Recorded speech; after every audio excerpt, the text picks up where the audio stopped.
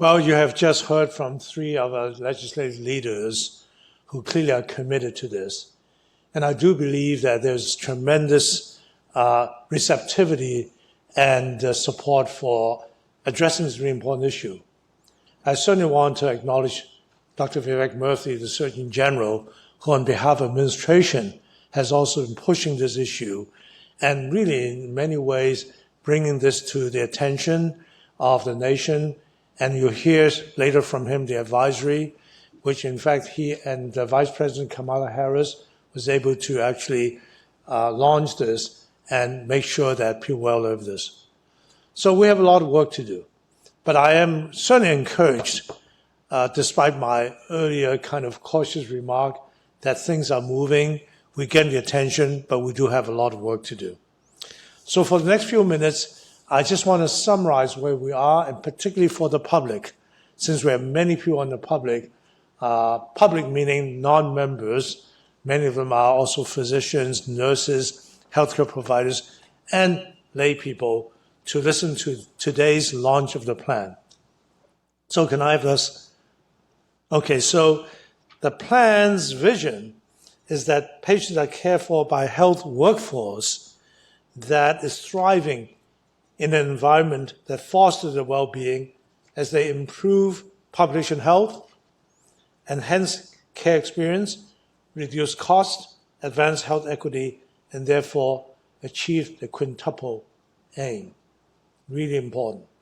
So we certainly recognize that this is an important part of a quintuple aim, and to achieve that, we need a healthy workforce. Next slide, please.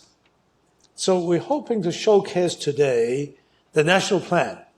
It's a major milestone that's part of a coherent, longitudinal movement that has been building for over time with all of you. Particularly over the last 6 years, the collaborative structure, we have gained many, many new partners. Some of you have been with us all 6 years, some have joined us. Everybody is welcome. Partnership is what it's about. And this collaborative structure, we gain, listen to this, more than 200 organizations that joined the network since 2017, creating a diverse community of stakeholders across the entire health ecosystem.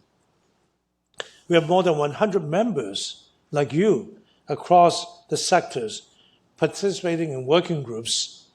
I know we've put you to work, but it's great work.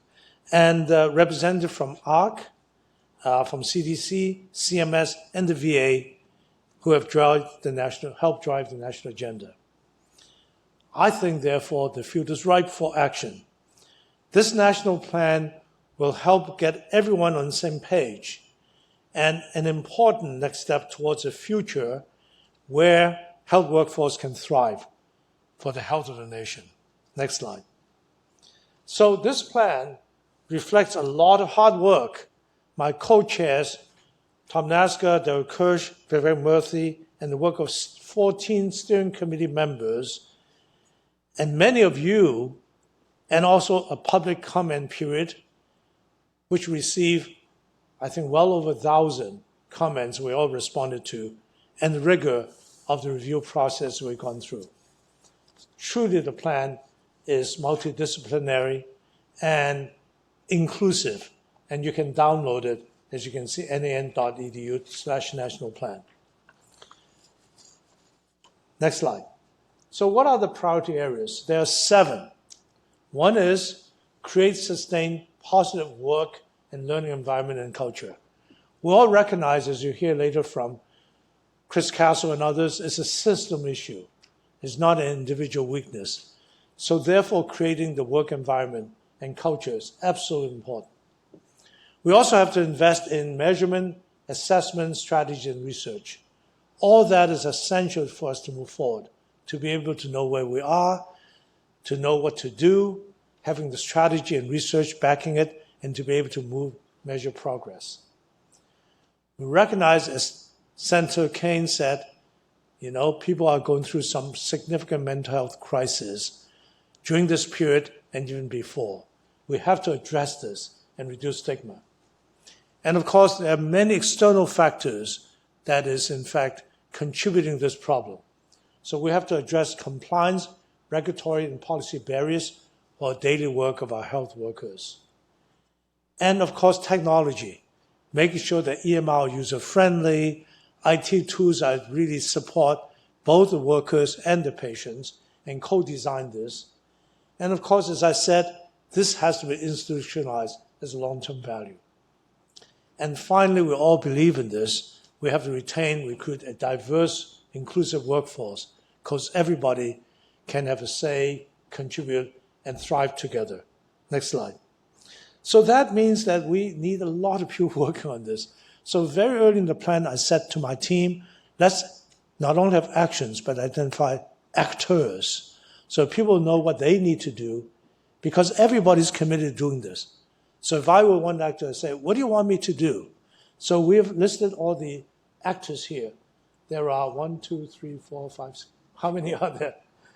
There are 10 such actors, but there may be more. And by that, I mean that this is not just, you got to do this, but we got to do this together. And so we encourage collaboration of different actor groups to implement plans laid out, actions laid out in the plan. And of course, as you can see, academic institutions, all levels of government, health IT companies, healthcare workforce, patients, and so on. This is not an exhaustive list, but certainly the key ones. And we are getting commitment from many sectors, and that will make a huge difference going forward. Next slide. So the whole plan is meant to be done, as you see in your, I guess we call this the preliminary plan, although as you heard, we'll be formally launching or releasing it through the NA Press, and will be indexed and searchable, that this is a complex system issue.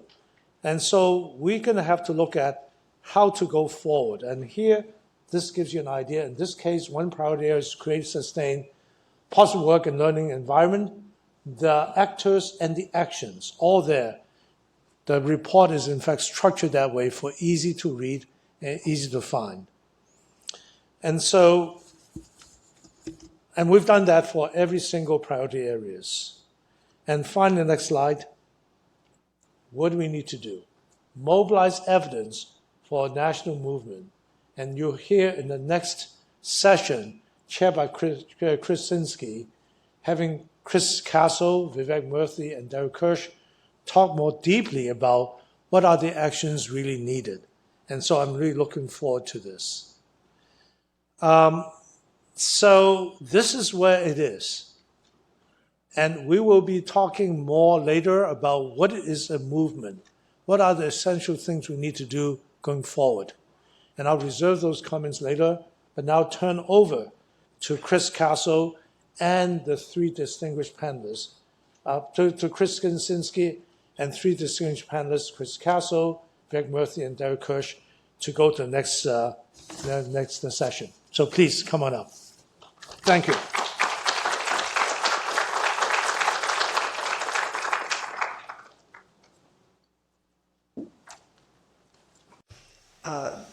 Chris Sinsky, our moderator, is joining us remotely today, so I'm just going to dive in and tell you a little bit actually about the history of this. Victor mentioned initially that 6 years we've been working on this. If I could have the first slide. Oh, there's Chris. Okay. First slide, please. This is the title of the National Academy of Medicine Consensus Report, Taking Action Against Clinician Burnout, a Systems Approach to Professional Well-Being. I had the honor to co-chair this effort starting in 2017. And we did an extensive evidence-based study. Next slide, please. No, please go back. There you go. With this charge, and I want to emphasize what all of our elected representatives that we've just heard from mentioned, which is that this issue has been with us for a long time. And that's what prompted the National Academy to take on this consensus study and look at the evidence, to examine the evidence regarding the causes of clinician burnout and the consequences for both clinicians and patients. Secondly, to look at the components of the training environment and the workplace. And there are some different issues in those two environments that can, but both of them have places where burnout is stimulated and can be addressed. Third, to identify systems, interventions, tools, and approaches to support clinician well-being.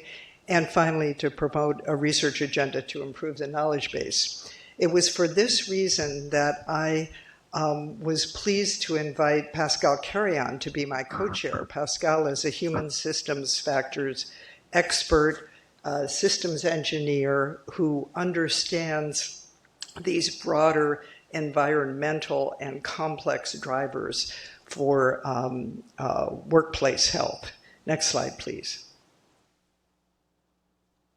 And this really is the heart of our report, and it's a conceptual framework that we developed with experts from systems engineering, human factors, occupational health and safety, as well as the healthcare system. And I just want to point out that it describes a very complex world. And as several people have already mentioned, that little white oval in the middle is individual mediating factors. That has to do with resilience, it has to do with stress management, it has to do with taking good care of ourselves as healthcare workers.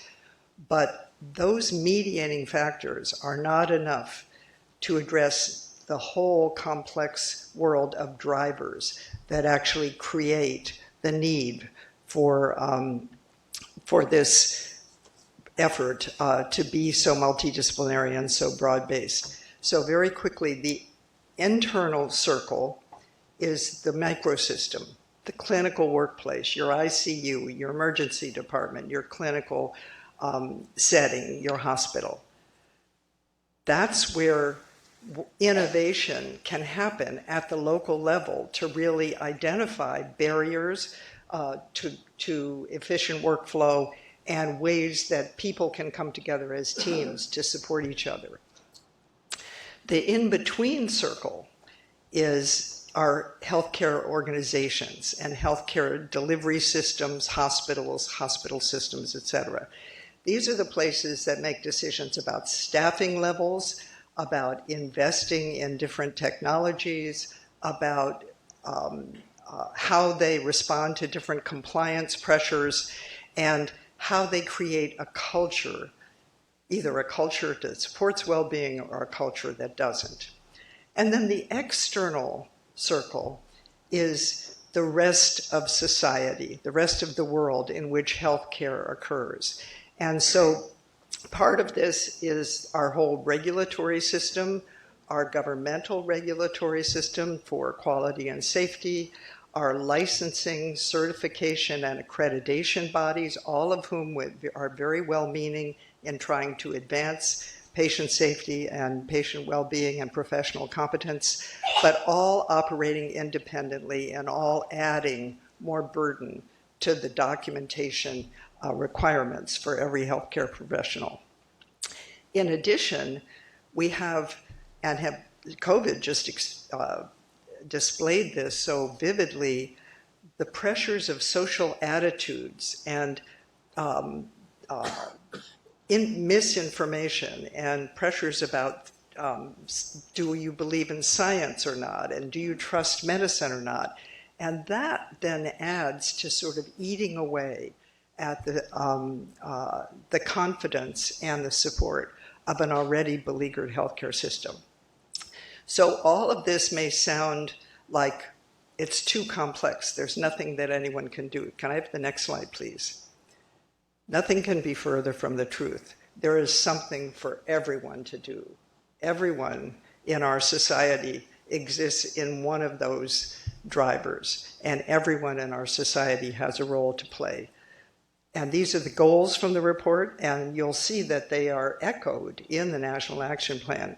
First, create positive work environments. 2, create positive learning environments. 3, reduce administrative burden. 4, enable technology solutions. 5, provide support to clinicians and learners. And 6, invest in research. And I couldn't be more pleased that the Surgeon General of the United States has really stepped up and made this issue a major priority. And it's my honor to turn this over now to Dr. Vivek Murthy. Well, thank you so much, Chris. And it is so nice to be here with everyone today. I know there are many others who are joining us from afar through the virtual link, and welcome to all of you as well. I just want to start just by echoing the thanks that you've heard earlier today. A thanks to certainly to WAMC for hosting us today, but a particular thanks to Victor, to Tom, to Darrell, my co-chairs, to Timothy, to Chris, to so many others who have helped make this possible, our steering committee and collaborative members, and to the staff of the National Academies of Medicine as well, to Kimber, Charlie, and so many others who work day and night behind the scenes to share and create and help build what you're going to hear about today. I was reminded in this process of building this of a couple of things. One is that this issue is just deeply personal for so many of us. It's not an academic issue that people are just, that is captured in data tables and in charts. This goes to the very heart of why many of us joined the healing professions, why we got into medicine, nursing, public health, and the other healing professions. So that has been very, very clear. But the other thing that's become very clear is that change won't be easy, right? We didn't get here overnight, and there are, in any change effort, there are folks who are anchored in the status quo, and who don't necessarily want to change, not because they're necessarily bad people, but because they're just used to doing things a certain way, and they're institutions that are used to functioning in a certain way. And so change won't be easy, but I've been convinced that it's absolutely necessary if we want to continue to support and sustain our health workers, but also if we want to have a system that is there for the people it's meant to serve. When I was walking over here today, I was thinking about a letter of recommendation that I wrote for a colleague's residency application just a few weeks ago. And it was interesting to me to read through his personal statement. Because if you read his personal statement, it would capture so many of the qualities that we want in a doctor.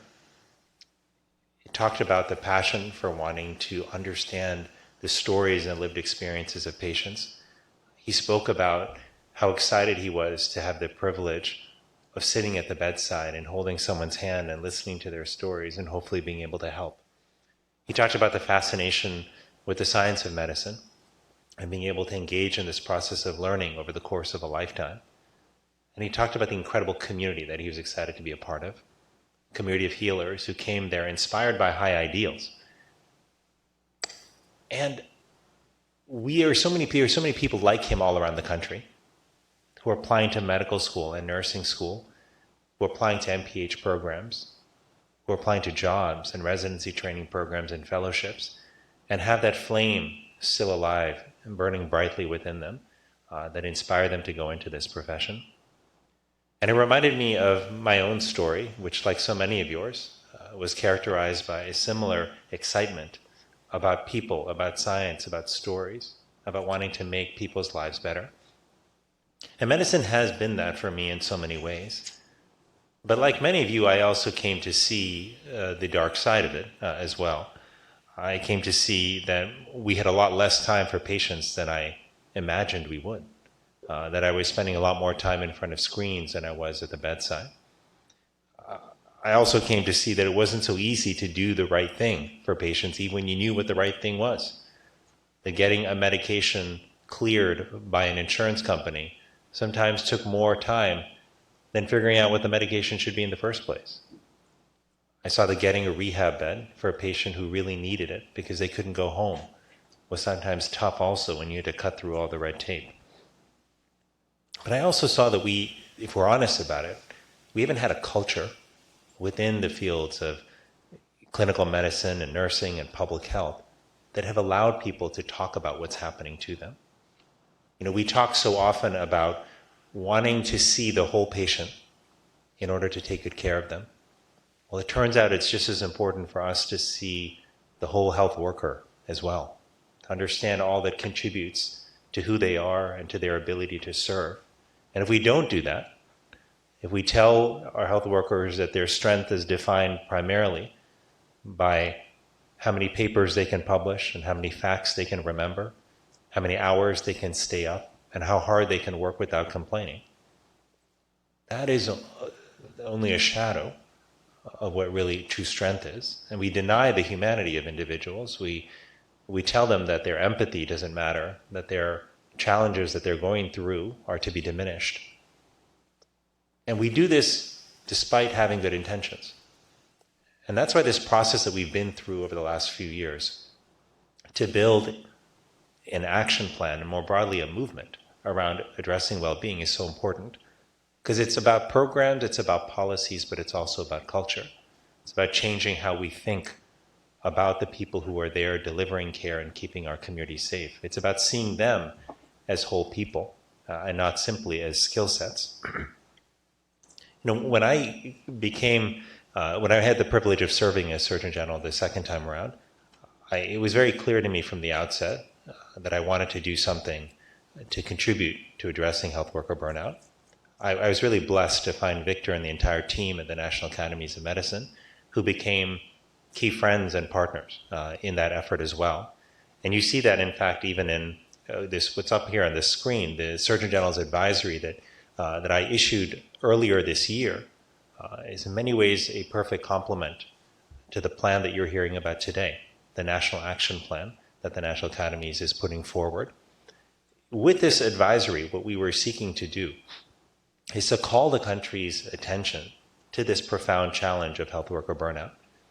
My worry has been that many people in the public don't realize the extent of burnout, how deeply it's affecting public health workers and clinicians, and they don't understand necessarily the full extent of the impact it has for their healthcare, not just their emergency care, but their primary care as well.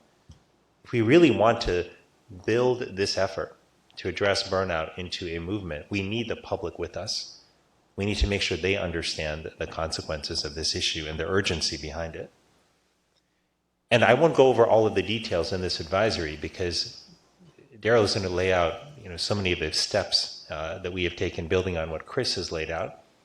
But a few broad things I will say is that if we truly want to take care of clinicians and public health workers, we have to prioritize their safety. The number of stories I heard over the last year and a half as I traveled the country from public health workers and nurses and doctors and other frontline workers who were verbally and physically abused during the pandemic was profound, and it was disturbing. And the other thing that we have to do in addition to safety is make sure we're providing support. I remember being on a phone call with a group of nurses from Minnesota who said to me, many folks in the health system don't even have health insurance, they said. How are they supposed to get health care, mental health care? But they also said, even for those of us who do, when are we supposed to get it? If we're working 16-hour shifts, we're working weekends, we're doing a lot of nights, and when do we have time to drive 30 miles, and go see somebody in person? We need to find ways to bring the care there and make it okay for people to seek that care. But we also have to change the work itself. Right? If we're honest with ourselves, very few of us got into medicine or nursing because we had a passion for charting, right? Very few of us thought that we would, as so many primary care doctors do, be spending twice as much time doing administrative work as we do actually face-to-face with patients. Yet that's the reality of medicine today. So we have to change the work itself. We have to make it easier for clinicians to be able to get the care they need for patients when they know what they need. We've got to make it easier for clinicians to be able to, fulfill their obligations in terms of recording and data. And we have to tear down some of these barriers with prior authorizations, which just suck up so much of the time and effort of clinicians without necessarily contributing to better patient care. So we have to change the nature of the work itself. And the truth is we can do this, right? We've seen, even at systems like Hawaii Pacific Health, that when you make a concerted effort to address and eliminate some of the unnecessary and duplicative steps in in healthcare, you can make progress. You can get rid of them, but it has to be deliberative and it has to be accountable. And finally, I'll just say this: we have this is more than just, again, a policy issue. To me, this is a moral issue. We have people all across our country who are doing exactly what we hope they would do, which is stepping up to help in moments of need. We should be doing everything as a country to support them, to give them the tools and the environment that they need in order to be able to thrive. And the reality is that just too many people don't have that these days, which is why we're seeing more than 50% of clinicians saying that they're burned out, and public health workers as well. But as much as this is about letting clinicians know and public health workers know that we have their backs, as much as this is about making sure that help is available for the public when they need it, this is also about two other big things. Number one, restoring science and expertise to their proper place, where they are valued, where they are seen, where they are respected. One of the most poignant notes I received from a nurse in New York City, a nurse who told me she was leaving the nursing profession 10 years earlier than she had planned because of all that she had seen, particularly during the COVID pandemic. The thing that stuck out to her was just the erosion of respect for science, for expertise, and for those who are trying to deliver care.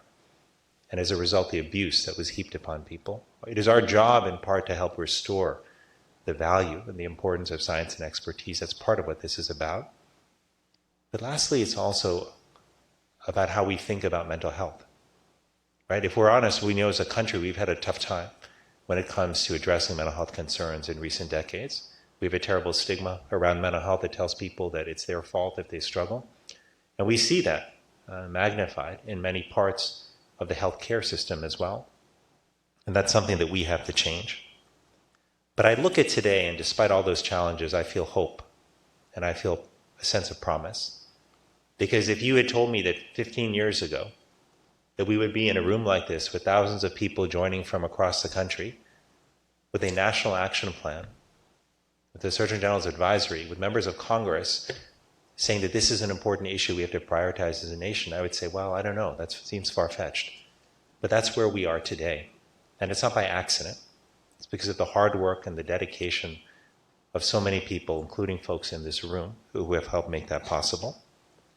Now, I want my children and your children and all the kids out there in the world, when they need health care in the future, to know that that care is available, because there are nurses and doctors and frontline health workers who are there to provide that care, who came inspired by high ideals and who are sustained in those ideals because of the environments in which they work. And if our kids are blessed and inspired enough to want to go into the professions themselves, I want them to know that these are good professions to enter, that you can do good work, that you can help people, that you don't have to sacrifice your own health and well-being in the process in order to take care of others. That's the reality we need to create for our kids, for all children. It's a reality we need to create for all of America. So I'm just so grateful that we are building this movement together, because movements are marked by awareness, they're marked by engagement, and they're marked by change. And together we have to ensure that all three of those pieces happen as we build a movement to not only take care of our health workers, but ultimately to provide help for those that they enter the professions to serve. Thanks so much.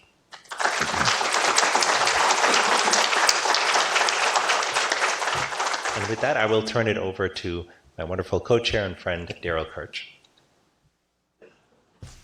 You're a tough act to follow. I want to make an important point. This is not the end of the journey by any means. I think it is a critically important tool in the journey, but we have a long way to go. That said, I agree with you. 15 years ago, we were, I think, in a state of massive denial.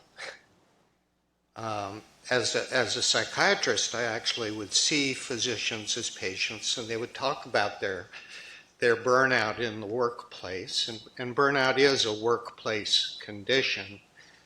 And I also would see what a short path it was from the burnout they were describing to things like depression, anxiety, suicidality. And it concerned me greatly, but we didn't talk about it. They would talk about it in the privacy of a session with the psychiatrist, but they'd go back to work, and it was almost as if you wore your burnout as a sign of accomplishment. That you were as tough or tougher than any of your colleagues. And we just didn't acknowledge the issue. Victor is at times impatient, and that's a great thing. And he often says, we've got to keep pushing, we've got to get farther. And I agree with him totally. But I'm stunned to think about how far we've gotten in a relatively short time, because we went from denial to beginning to publicly acknowledge that there was an issue. The press started talking about it. The collaborative formed, but as a profession, I think we were taking a much too simplistic approach to things. You know, when I would talk to a physician who was clearly burned out, often they would say, "It's the electronic health record. If you could get rid of the EHR, I would be happy again." If only it were that simple. The consensus study that Chris and Pascal co-chaired was a real turning point, because it gave us the evidence base that you need to have. If you're going to approach a problem that is this thorny, you need to unravel the systems issues that underlie it, and that's what the consensus study did. I think the Surgeon General's advisory was another turning point. It framed this as it should have been framed, as a public health crisis. And not just one that involved clinicians, but one that ultimately affected patients seriously. And now we have the national plan. It's a great document. It is also a very long document, and I am not going to read it to you, I promise. But I do want to hit the 7 priority areas and pull out a few things that really jump out at me. Number one, the fact that the first word is culture. Everybody debates who originated the phrase, but culture does eat strategy for breakfast every day. And creating a culture within our organizations, within our professional societies, is hard work. Culture is tenacious in terms of trying to change it. And it's got to start, you notice under 1B there highlighted, are onboarding programs for students. It really does need to start with the expectation that, not that you should hide your burnout, that when it occurs, we need to support each other. One of the, I think, great things about this collaborative is it's been a zone of high interprofessional cooperation. You know, we have far too many turf battles, scope of practice issues that get fought over.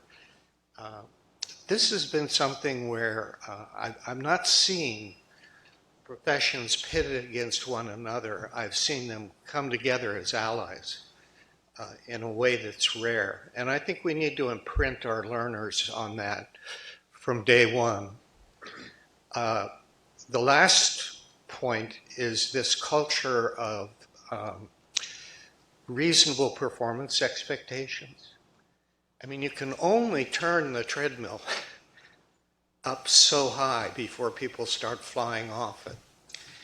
And the culture that says, do more, and do more things that you didn't have to go to medical school or nursing school or pharmacy school to learn how to do, that somebody else should be doing. You just can't continually load those things on people. So a culture that understands people have limits, I think is going to be critical. The second priority area on the next slide is that all the actors have to be willing to invest. This isn't an issue that the federal government can certainly help with, but any organization needs to invest in its people, and that's going to require resources. I would argue that in a nearly $4 trillion a year health system, there should be money available to invest in the well-being of the workers in that health system. The third priority area focuses on supporting mental health. And again, as a psychiatrist, I want to make the distinction of language that is important. Burnout is a workplace condition. I mean, there is an ICD code for it, but it's an occupational health code. But what really concerns me is the path is so short from being burned out to having a true mental disorder. And people slip down that path all too quickly, all too easily. And then we have a culture, a long-standing culture of stigma around seeking mental health assistance. I'm really pleased. You'll hopefully hear more about this in the coming years, but next week I'm co-chairing a meeting that's sponsored by the Huntsman Mental Health Institute, which is a newly established group by the Huntsman Foundation. And when that board sat down and said, what is the first mental health issue that we want to attack, they chose stigma. And there will be over 200 people from around the country joining together to talk about how do we start to mount a major campaign to reduce stigma around help seeking. I mean, we still ask inappropriate questions on credentialing and licensure documents about whether you've ever had a mental health problem.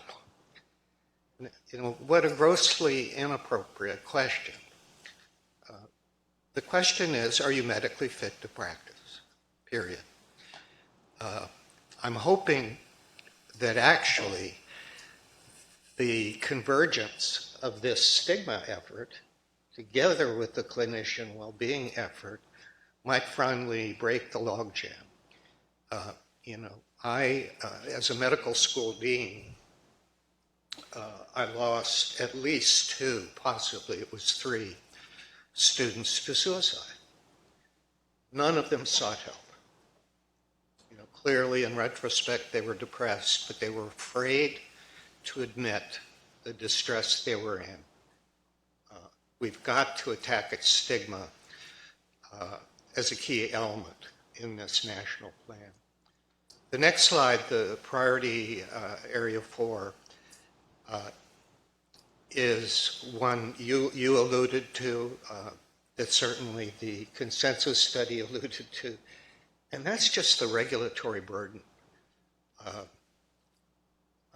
The electronic health record is a problem, and it's a problem because it wasn't designed to facilitate patient care as much as it was to collect data and bill and do compliance. Again, things that none of us went to our health professional school to do. The fifth priority area focuses very much on making health IT user-friendly. I've really been impressed by the studies of IT, electronic health record systems, in other nations, and how much more efficient and how much less time-consuming they can be. This is possible.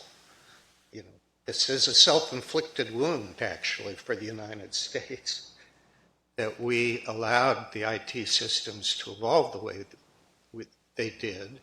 And that's why health information companies are near the top of the list of key actors in all this. Priority Area 6 talks about values. You know, we take an oath of some kind when we commence our work in the health professions. I don't know that I need to go back. I really haven't looked at the Hippocratic Oath or the Oath of Maimonides recently, but I don't think they say anything about taking care of ourselves.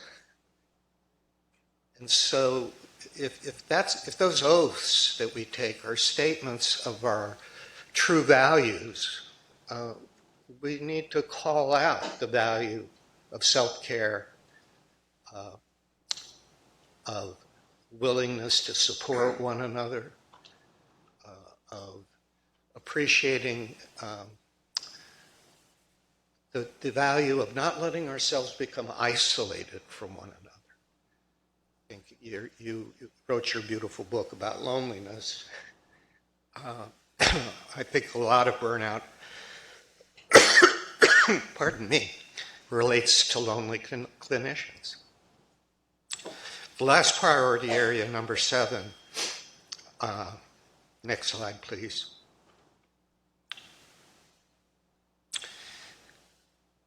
is something we've come to appreciate.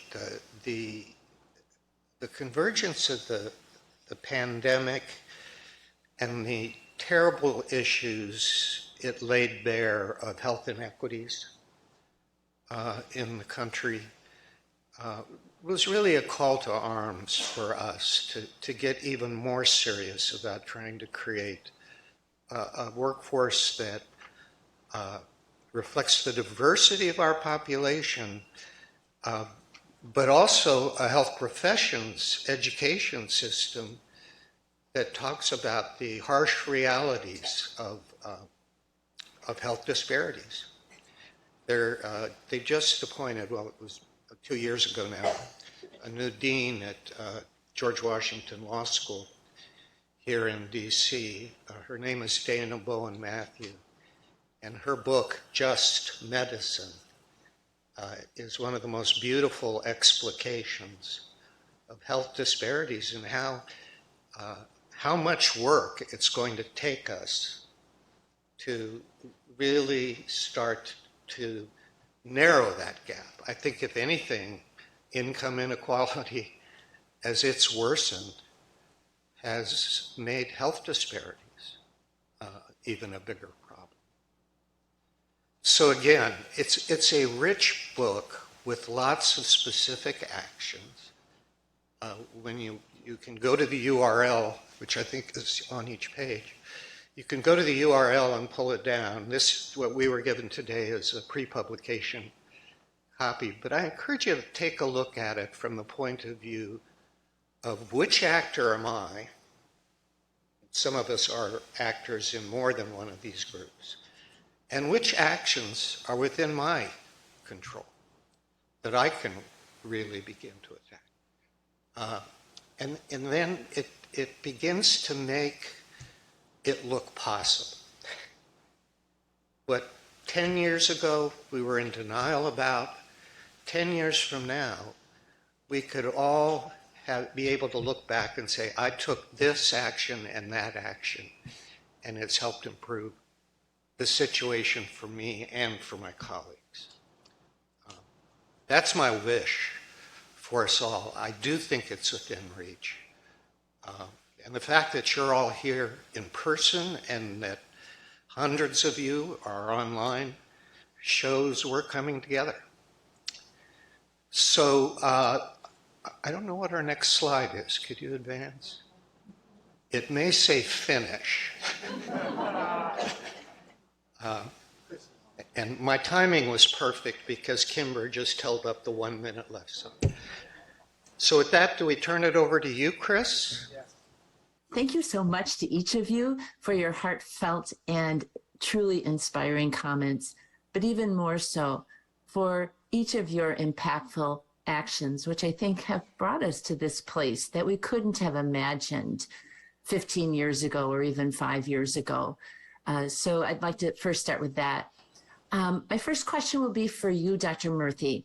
And I'd like to just emphasize again, thank you for your leadership in creating and in publicizing the advisory that you released a few months ago, which I think is encapsulated in your comment about seeing healthcare workers as whole people and not just as skill sets.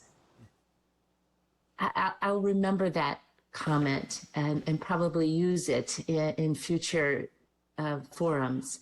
So considering Senator Tim Kaine's opening comments, one of the recommendations in your advisory is to eliminate punitive policies for seeking mental health and substance abuse care.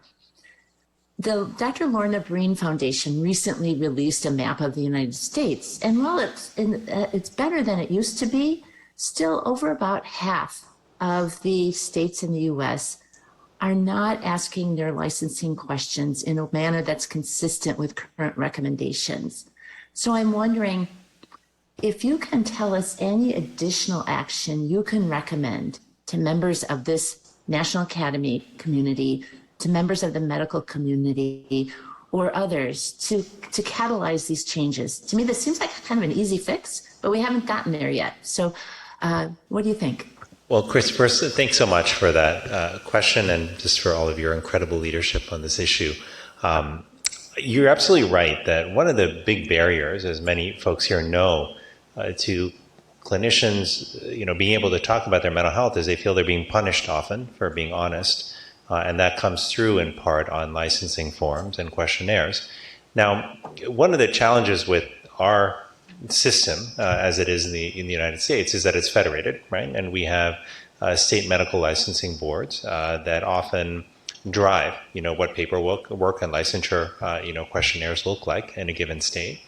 And so while we have made some progress in some states at getting those questions shifted and changed so that they're not stigmatizing and so they focus on what Darrell was saying, which is your fitness to work, not necessarily everything in your mental health history, there are other states that have not followed along yet and have not made those changes. This is a place, though, where I think local advocacy matters. One of the benefits, actually, of a system, if you will, that is federated is that in your given state, you can have a lot more impact if you're a single health system, if you're a medical association, a nursing association. And so this is where I think we have to really press on our state medical boards, as a profession, and make sure that these changes are made, that they're transparent, that they're communicated well to the community of practitioners. Because this is the other piece of it. If changes are made but they're not known to practitioners, then we still have a problem, right? And we know historically that it can sometimes take years for these changes to ultimately filter their way down to the folks that they're meant to serve. So this is, again, where local advocacy, where local organizations have such a critical role to play in both the advocacy as well as the education that needs to take place thereafter.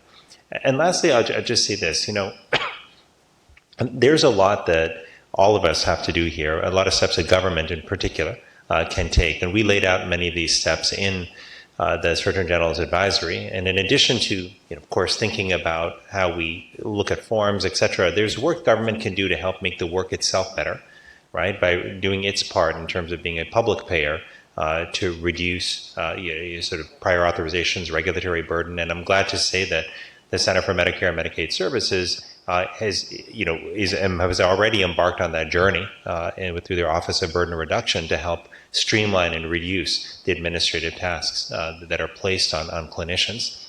But it's also very important that the government invests, in research, in program implementation to help address burnout. That's why we were glad to see $100 million plus come from HRSA, the Health Resources and Service Administration, as part of the broader effort to address burnout. So we see a lot of this as the beginning and not the end. Again, if you had told me 10 years ago that HRSA would dedicate more than $100 million to this issue, that we'd have the Lorna Breen Act passed, that CMS would be looking at how to reduce administrative burdens, that would have seemed pie in the sky. But that's happening because of the work of folks in this room who are joining from around the country. But our ongoing advocacy matters, because one thing I've learned, certainly, over the years I've served in government, is that what's important today, what's a focus today may not be a focus tomorrow, right? It depends on the volume and the dedication of the voices out in the community that are keeping, folks accountable, whether that's leaders in government or leaders in health systems, or certainly leaders in our private payer system. Great. Thank you so much. And I think it was recent local action, as one example in Minnesota, that led to changing their state licensing questions. I'd like to build on the last topic that you brought up, and that is our investment in research, and direct this question to you, Darrell, because I think it's important to recognize, as you stated, that while burnout manifests in individuals, it originates in systems.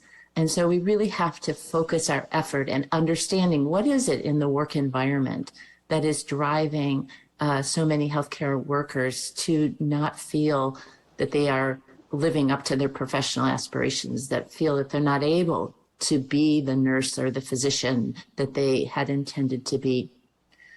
So in the US, we spend over $130 billion every year in private and public investment in researching new tests and treatments, but we only spend a fraction of 1% of that amount researching the care environment and the well-being of the workforce. And as you just said, Dr. Murthy, we have just increased that investment, and yet it still is a really small amount compared to what we invest globally in healthcare research. So, Darrell, I'm interested in hearing more from you about what can be done at the national and institutional levels to invest in and build the knowledge base so that we can actually improve that work environment for healthcare workers, change the culture, as you've stated. Yeah.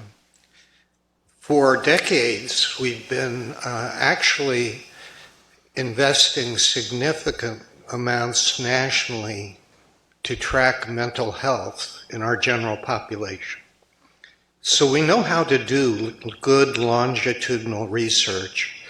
Now, it's depressing to see those numbers getting worse, and certainly the pandemic has been a key element.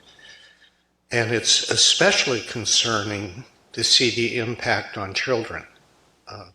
I think they talk about ACEs, adverse childhood experiences. I think we've just gone through a period in which every child in the United States has experienced an adverse childhood experience. So we know how to track mental health issues. I am a strong advocate for the notion that we should use the same approach and track clinician burnout and do a better job of not just counting the numbers of health professionals, but through good sampling techniques and survey techniques, track their well-being, the degree of burnout, and their related mental health status, of course anonymously, but that would give us a sense of where we are nationally. But there are a number of people in this room and online who serve in a role of chief wellness officer. And in talking with them, I often hear them use the expression, all burnout is local.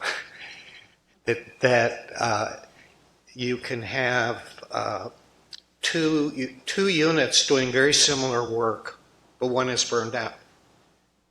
The other is not. That's a generalization, but it indicates to me that the role of chief wellness officer is going to be critical for any organization of any size to be able to do diagnostics at the local level. As you track burnout within the organization, pardon me,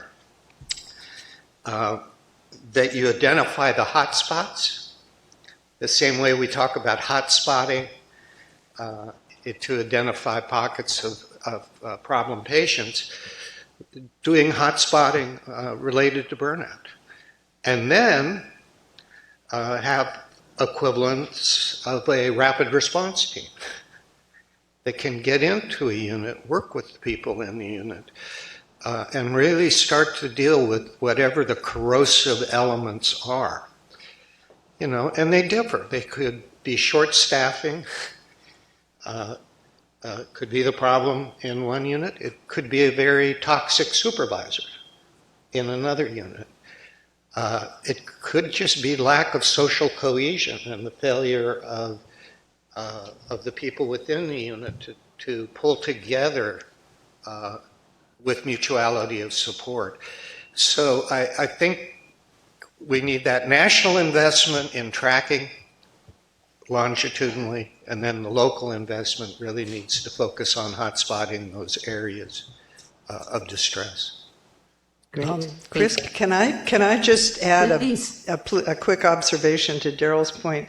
The fact that this issue is receiving so much attention right now, and as you pointed out, there's a number of newly appointed chief wellness officers and other kinds of attention to the issue, is a perfect opportunity for a natural experiment that as our federal agencies that now have the resources to do this research, I just wanted to add that it couldn't be a more perfect time for researchers to begin thinking of creative ways of using real-time data analysis to really understand what works, what doesn't, and help our learning healthcare system address the problem more quickly rather than waiting for big national studies to be completed. Right. Well, thank you, Chris. And I think you're so right that we do have an opportunity to understand what interventions work, what don't, by looking at it both locally and more globally. My next question is for you, Chris, and it's given your role not only as a leader at the National Academy with our work on clinician well-being, but your previous role as the founding dean of a new medical school. And thinking of Dr. Murthy's thoughts as he was walking to the meeting today about the letter of recommendation for that obviously dedicated medical student, and hoping that we don't extinguish those professional aspirations among that medical student and others. Are there some practical things that can be done for nursing and medical schools that will begin to set the culture at an early stage, a culture that's self-forgiving rather than not self-compassionate, a culture that doesn't foster the imposter syndrome, or a culture that makes it okay to say, listen, for these job demands, I need these job resources. So what do you think? How do we start there? It's a perfect place to start, and thank you for asking that question. First of all, I just want to remind us that in our report and in this problem more broadly, we really are talking about the whole healthcare workforce. And so we had on our committee physicians, nurses, pharmacists, dentists, and there are many others who are facing this problem. So in our schools of health professions, I would just say two things, Chris. One is, as we consider exposing the idealistic students who come into our system to our healthcare delivery system, which is where they learn, that's how we do our teaching, we need to be very mindful of the kind of impressions that they're getting, the so-called hidden curriculum, and really understand that. I would say medical school deans and program directors and others need to have eagle eyes on where they're training their physicians and how to use those perhaps as opportunities to address these issues in real time because the students are going there, because the residents are going there. The second thing, and we did this at the Kaiser Permanente School of Medicine when I was helping it get started, is to create a universal availability of coaching for every medical student, meets with a coach once a month, more if they want. It's not called a psychiatrist. It's not even called counseling. It's called coaching. And we did that intentionally. But you know, you learn that from the business community where high-powered executives and management and leadership under lots of pressure are expected to seek coaching, are expected to ask for help and feedback about how do I deal with these difficult situations. So I think that's an important step for medical schools to normalize the seeking of help. And a better way to do that than just having it be available for the students is have it be available for the faculty as well. So it becomes part of the culture of the learning organization. Well, again, I want to thank each of you. I believe we could continue a robust conversation for quite some time, but we are at our time. And I want to say that each of you has worked in a way that we are no longer in a state of massive denial, to use your term, Darrell. And Dr. Murthy, we have come so far in just 5 years. Who would have imagined that we would have your advisory, the national plan, many interprofessional organizations working together? I'm very optimistic for our future and thank each of you for what you've done. Thank you.